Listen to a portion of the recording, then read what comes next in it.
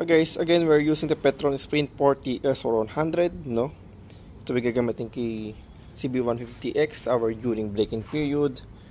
Yan, so gamit tayo ito kasi kailangan ito pang dyan. Yan. So okay, buksan natin siya, no? Okay, so maluwag-luwag naman siya, no? Kasi pwede siyang gamitan ng kamay lang. Okay, make sure lang natin na linis din, ano? Yan.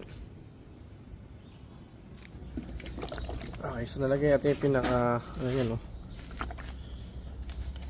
Budo. So buksan natin to sa Petron. Yun. Okay na. Bagong langis na ulit.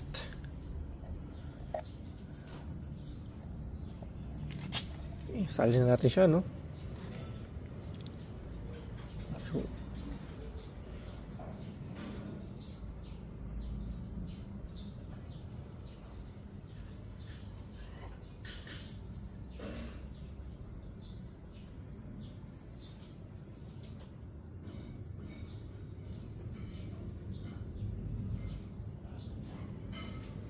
So magiging matagal lang pagsasalito kasi maliit lang yung pinaka-host niya, no? So I will make it post and then hanggang sa mailagatin lahat siya.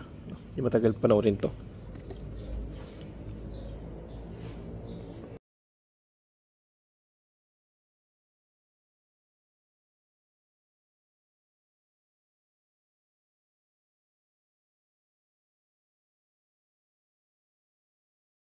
Okay, so naisali na natin yung pinaka 1 liter nito.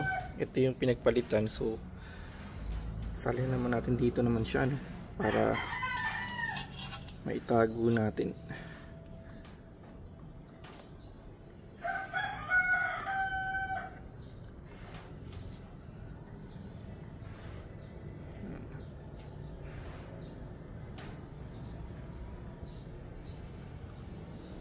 Okay.